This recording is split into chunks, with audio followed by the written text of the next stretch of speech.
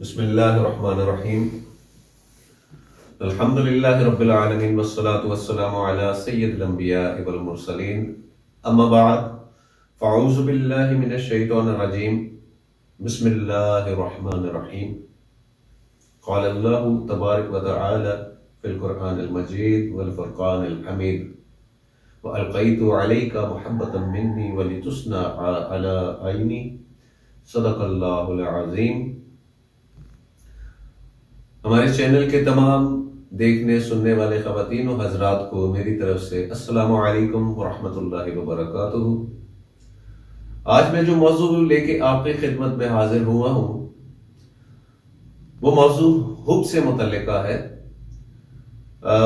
کچھ ایسے رشتے ہوتے ہیں جو انسان کی زندگی سے دور چلے جاتے ہیں اور ان کی تکلیف جو ہے وہ انسان کی برداشت سے باہر ہوتی ہے۔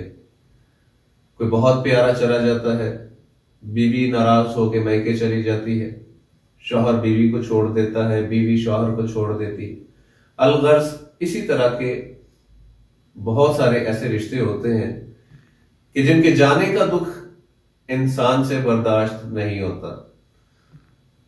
تو ایسے دکھ سے وابستہ لوگوں کے لیے میں آج ایک بہت خاص چیز لے کے آیا ہوں۔ اس وظیفے پہ عمل کرنے کی برکت سے انشاءاللہ تعالی اللہ کے فضل و کرم سے چند دنوں کے اندر وہ گیا ہوا رشتہ آپ کی طرف واپس انشاءاللہ لوٹ آئے گا۔ اس وظیفے کو کرنے کے لیے سب سے پہلے 5 وقت کی نماز کو اپنا معمول بنا لیں اور اس کے بعد اس وظیفے کو شروع کریں۔ آئیے وظیفے کی طرف آتے ہیں۔ قرآن پاک کے 30ویں پارے میں سورۃ والضحیٰ جو موجود ہے اس سورت کا ورد کرنا ہے، لیکن وہ ایک خاص طریقے سے ورد کرنا ہے۔ اس کے ورد کرنے کا طریقہ یہ ہوگا کہ اس سورت میں 9 دفعہ لفظ کاف آیا ہوا ہے، جیسے والضحیٰ واللیل اذا سجا ما ودعک، یہاں پہ کاف ہے، یہاں پہ رک کے 101 دفعہ اللہ کے اسماء الحسنہ میں سے ودود جو اسم پاک ہے اس کا ذکر کرنا ہے 101 دفعہ، یا ودودو یا ودودو یا ودودو۔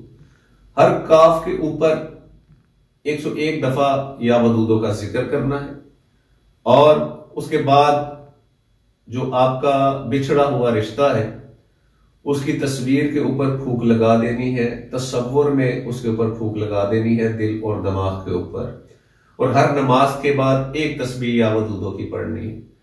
انشاءاللہ تعالی 7 دن نہیں گزریں گے کہ وہ شخص آپ سے رابطہ کرے گا اور آپ کی طرف انشاءاللہ تعالی وہ لوٹ آئے گا۔ اس وظیفے سے بھرپور فائدہ اٹھائیے اور اپنے بچھڑوں سے اپنے تعلقات کو دوبارہ بحال کیجیے۔